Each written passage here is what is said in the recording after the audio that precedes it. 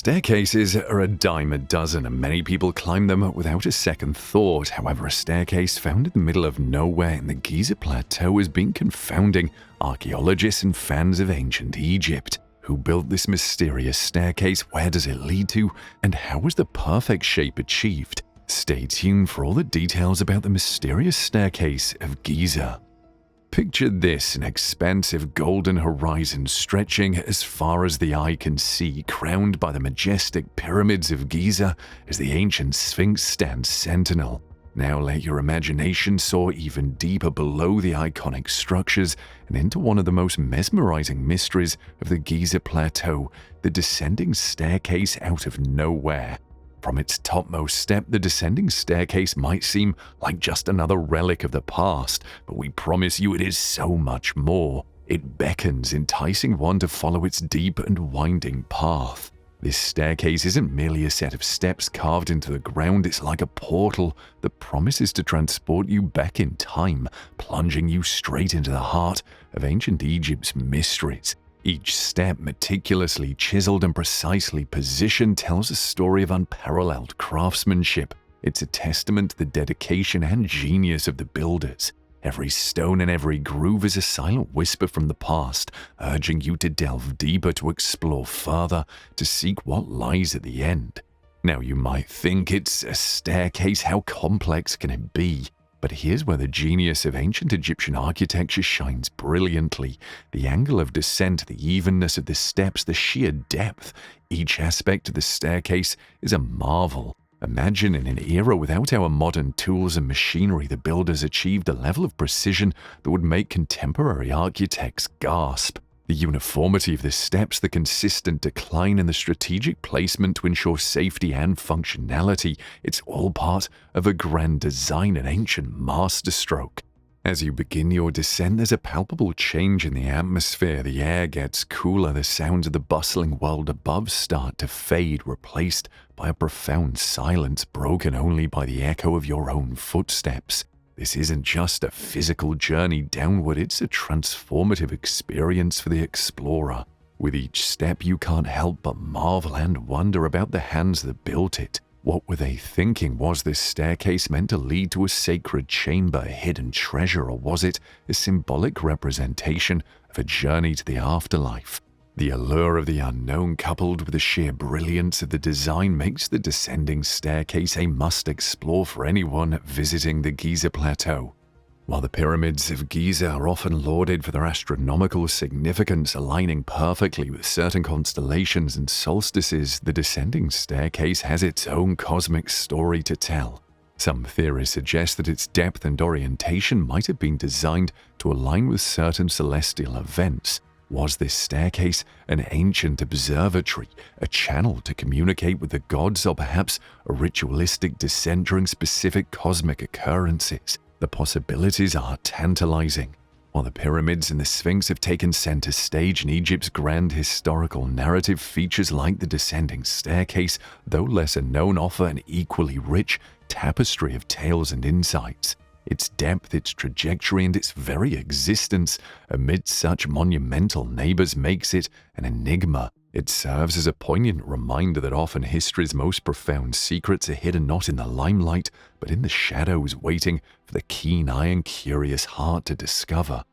In the grand amphitheater of the Giza Plateau, if the pyramids are the lead actors and the Sphinx the narrator, the descending staircase is that riveting subplot that gives depth, intrigue, and dimension to the story. And equally mind-boggling is one thing that would be beneath your feet if you visit Giza. Giza's basalt floor. It's an architectural masterpiece that often gets overshadowed, quite literally, by its towering neighbors, but its contribution to Giza's splendor is undeniable. Now, first and foremost, what's so special about basalt, you ask? Well, basalt isn't just any stone, it's a dense volcanic rock formed by the rapid cooling of lava exposed at or very near the Earth's surface. Not only is it incredibly hard-wearing and durable, but it also boasts a rich, dark hue that contrasts beautifully with Giza's golden sands and the limestone blocks of the pyramid. The very decision to use basalt, given its properties and the challenges of working with such a hard material, showcases the ingenuity and vision of the ancient builders. They were making not just a functional choice, but also an aesthetic one. And the layout of the basalt floor is nothing short of jaw-dropping. It's not just a haphazard collection of stones thrown together. Each basalt slab was meticulously carved and fit snugly next to its neighbor, much like a jigsaw puzzle. But of course, this wasn't a small tabletop puzzle. It was a grand, expansive tapestry of interlocking stones spread across the plateau. Just think of the precision required. Every slab had to be cut perfectly to ensure a snug fit, a seamless melding of stone to stone. And given that the tools available at the time were rudimentary, achieving such precision for each stone slab was no minor feat. It's a testament to the craftsmanship, dedication, and skill of the workers who toiled on this expansive floor. But the challenges didn't end with the precise carving of these slabs. Basalt had to be quarried from distant locations, which means transporting these heavy, cumbersome slabs over vast distances to the Giza Plateau. Given the weight and density of basalt, this was no simple task. The effort, manpower, and logistics involved in this transportation process were monumental in scale. Much like the blocks of the pyramids, these basalt slabs were possibly transported via the Nile on large wooden rafts. Nevertheless, the journey from the quarry to Giza would have been fraught with challenges, from ensuring the rafts could bear the weight to navigating the river's unpredictable currents. It's a venture that encapsulates human determination and the unwavering spirit of collaboration.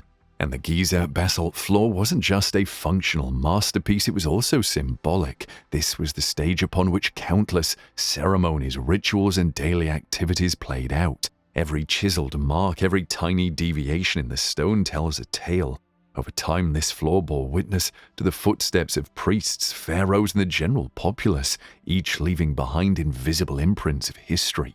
And moreover, this floor was the perfect backdrop for the magnificent structures it supported. Its dark, reflective surface provided a stark contrast, making the pyramids and the Sphinx appear even more radiant under the Egyptian sun. This interplay of light and shadow, stone and sand, was a visual treat, enhancing the plateau's grandeur. It's essential to view the basalt floor of Giza as more than just a foundational structure. It's an embodiment of the era's architectural prowess, an expansive canvas of precision and beauty, and a symbol of the relentless human spirit. Every square inch of this floor showcases a commitment to excellence and a drive to achieve the seemingly impossible. Considering the intricacies of its design and the hurdles faced during its construction, the basalt floor stands as a testament to the harmonious blend of functionality, aesthetics, and symbolism. But one thing that shines through here is the seamless integration of nature and craft. The choice of basalt also reflects a profound respect for nature and its offerings. By opting for this volcanic rock, the builders were seamlessly integrating a piece of Earth's fiery core into their architectural masterpiece.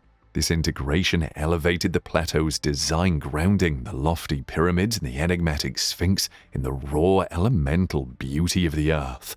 Furthermore, the basalt, with its cooling properties, would have offered some relief to those walking on it, especially under the scorching Egyptian sun. Isn't it amazing to think of the ancients walking across this floor, feeling its cool touch beneath their feet, and marveling much like we do today at the sheer brilliance of its design and construction? In essence, the Giza basalt floor is a silent guardian of history, a monumental feat of engineering and an artistic marvel. While it might lie beneath the towering wonders of the Giza Plateau in its own right, it stands tall as a shining example of human ambition, artistry, and the indomitable spirit to create and endure. So the next time you're in Giza, remember to look down and pay homage to this incredible piece of history right underneath your feet. But the big question, however, is who built this amazing staircase and the rest of the monumental wonders on the Giza Plateau? And how did they manage to achieve this feat, and with what tools? With just rudimentary tools at their disposal, the challenges our ancestors faced would have been monumental, quite literally. So first, let's tackle the most obvious hurdle, the sheer size and weight of the blocks. Imagine this colossal limestone block, some weighing up to 2.5 tons. That, by the way, is roughly the weight of 2 small cars. And granite blocks tipping the scale at a staggering 80 tons. The mind boggles thinking of how these massive blocks were quarried, transported, and then placed with such precision. Given the simple tools like copper chisels, diorite balls, and wooden mallets, quarrying these blocks would have been a Herculean task. The chisels would have needed frequent sharpening, and the process would have been painstakingly slow, requiring immense strength and patience. Also, have you ever thought of how to move an 80-ton block with just human strength and a few logs? It's an age-old question, one that's baffled and fascinated historians alike. The ancient builders likely used logs as rollers, placing them underneath these hefty blocks. As the blocks moved forward, the logs that emerged from the rear would be carried to the front. An efficient system, sure, but think about the coordination and manpower required. A symphony of shouts, synchronized pushes, and sheer muscle power, all orchestrated to ensure the block moved just a few meters at a time, right? And here is where we dabble in the mysteries of the mighty Nile, the lifeline of ancient Egypt. It's believed that the blocks were transported using the Nile as mentioned earlier, but here's the catch. These blocks couldn't float on their own, so they were likely placed on massive wooden rafts. The challenge, ensuring that these rafts were buoyant enough to carry such weight, navigating the river's treacherous currents, and then offloading these blocks without causing any damage. Imagine the meticulous planning and perfect execution needed, all with the rudimentary tools. And we also marvel at the precision of the structures on the Giza Plateau, but achieving this accuracy with simple tools is nothing short of miraculous. For example, how did the builders ensure each block fit perfectly? How did they carve the interiors of these structures, like the narrow corridors and chambers inside the pyramids, with such consistency? Remember, they didn't have laser measures or computer-aided designs. Instead, they had simple ropes, wooden squares, plumb bobs, and clearly a profound understanding of geometry. It's truly heartening to think of these artisans poring over their work, stretching ropes to get straight lines, using simple leveling tools to ensure an even surface, and constantly checking and rechecking their work, all to ensure a level of perfection that would endure millennia.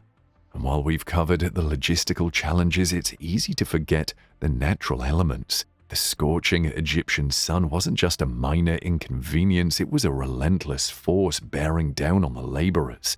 Ensuring consistent work in such conditions, keeping the morale high, and managing the physical toll such a climate would take on the body, these challenges added layers of complexity to an already Herculean task. And that's not even mentioning the lovely sandstorms. These unpredictable forces of nature would have hindered progress, possibly damaging partially finished structures and tools. The builders would have needed to develop strategies to protect their work and themselves from the abrasive force of the swirling sands. But one thing that held everything together, however, was the human element. At the end of the day, the Giza Plateau wasn't just about blocks and tools, it was about the people. Thousands of them working tirelessly towards a shared vision, coordination, communication, and collaboration. Without modern means of communication were challenges in their own right. There were no walkie-talkies or project management software. Instead, there were human voices, hand signals, and a deep sense of community and purpose. And just like any modern construction site, they had to deal with daily disputes, manage resources, ensure everyone was fed and taken care of, and foster a spirit of unity and camaraderie. Think of the campsite logistics, the sheer quantity of food and water needed, the management of injuries and illnesses, and the coordination of various teams, from those quarrying the blocks to those putting them in place. And also present was the psychological challenge. These builders knew they were constructing monuments for eternity. The weight of this legacy, the desire to ensure perfection, and knowing that their work would be seen by generations to come would have been a daunting realization. Each chisel mark, each block placement carried with it the hope and expectation of the ages.